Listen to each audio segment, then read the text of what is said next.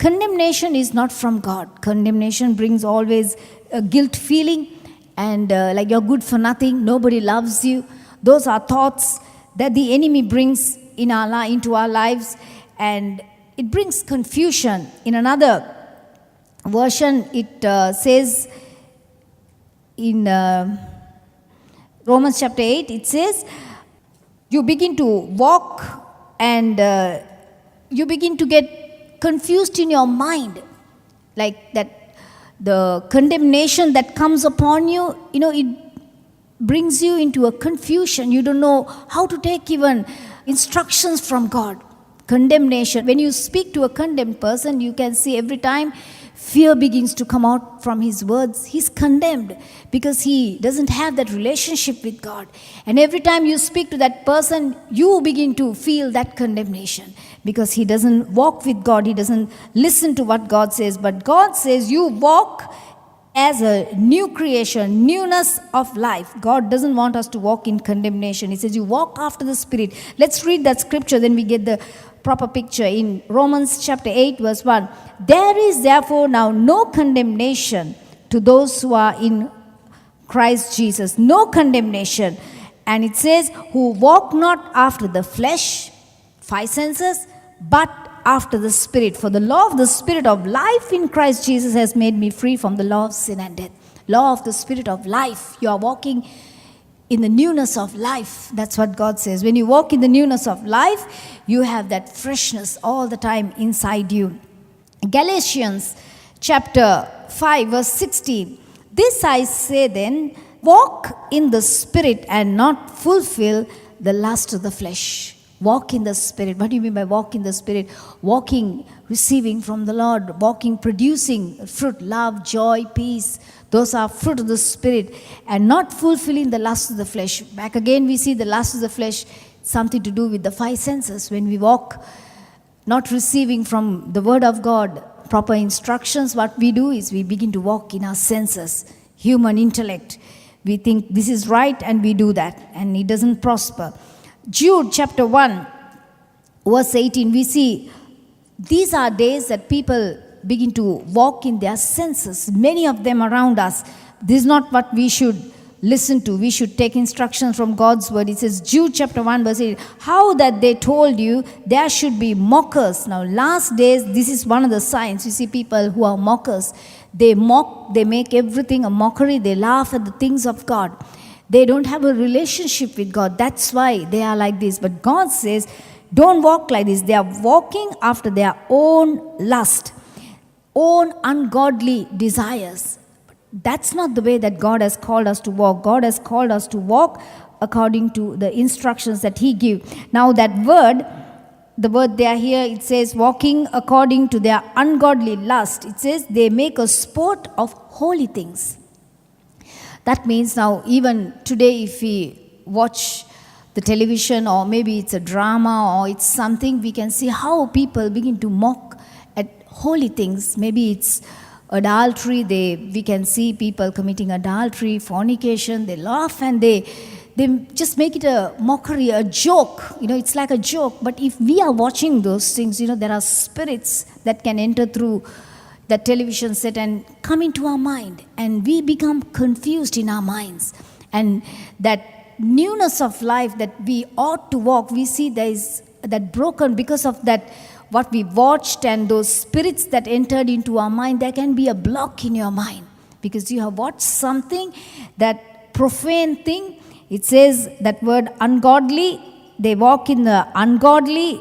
Mockers, they walk in ungodly lust. There it says they make a sport. That's one of the meaning. They make a sport of holy things. They're laughing.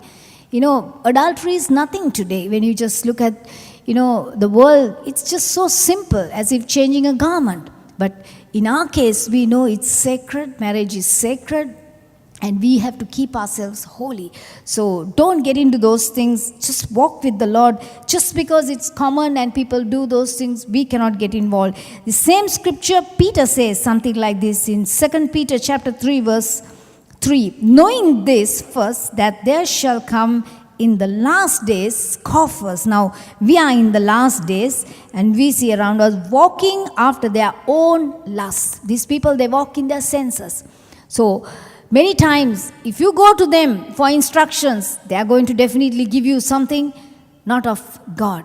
Don't go to them for instructions. Don't go to them for counseling. Bible says in Psalm 1, if you see, don't go to them. Don't sit with them. Don't eat with them. In Proverbs, it says, it's dangerous. So God wants us to walk in the Spirit. So when we have that relationship with the Lord and when we receive from God, God says you have to separate. Now, in Romans chapter 8, verse 8, it says, they that are in the flesh cannot please God. If we are walking in our five senses, we cannot please God. We cannot please God. We have to walk in the Spirit and desire the things of the Spirit. And Hebrews chapter 13, verse 16, but to do good and to communicate, forget not. For with such sacrifices, God is well pleased. God is pleased when we start walking, communicating, and sometimes you never know, it can be an angel that comes before you. Maybe they give you something, that can be a blessing. Maybe, you needed something and you found something or somebody gave you something. So don't despise if somebody comes and gives you something. Just receive it from the Lord. 1 John chapter 3 verse 22. Whatsoever we ask, we receive of him because we keep his commandment and do those things that are pleasing in his sight. So walking with the Lord, we begin to please him. The fifth thing, walking as children of light. In this generation, God says, you are the light. Let your light so shine. Let your light shine in this dark world so that they can see. They can see because the whole world is in gross darkness. But it says the light is going to shine in and through your life. Ephesians chapter 5, it says, for you were sometimes darkness. The grace of God inside you removed that darkness out of you. Now you are light. Let your light shine. But now you are the light in the Lord. Walk as children of light. Let that light so shine. When you have that unbroken relationship with the Lord, you begin to shine forth. Your life will begin to shine forth. People will be drawn to you. They will come up to you and say, tell me how and what is the relationship that you're having with the Lord. It will be easy for us to witness. It won't be a hard thing. 1 John chapter 1 verse 7, it says, but if we walk in the light as he is in the light, we have fellowship one with another. The blood of Jesus Christ, his son, cleanses us. So walking with him, we receive that blessing, all the time. We are purified, we are cleansed, our heart is cleansed. Even if there is a thought that the enemy brings, we know the blood of Jesus cleanses us. So walking as children of light. Ephesians chapter 5 verse 15. See that you walk circumspectly. That means like if we face something, if our circumstance is an adverse thing, it comes up against you, it says you walk circumspectly. Don't just go and do certain things because you receive an idea. It says no, you be wise. Take wise decisions. Make wise choices. It says don't be fools, not as fools, but as wise. So, the fifth thing that we see is walking as children of God. Let the people see that these are children of God. These are different people.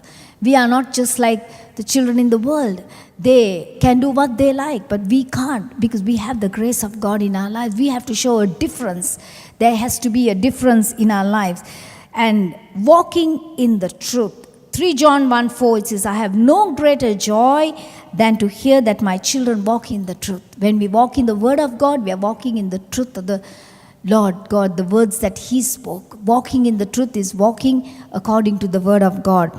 And when we walk in the word of God, we can redeem the time. Many times we see children of God, his own people say, there is no time, there is no time. Bible says, redeem the time.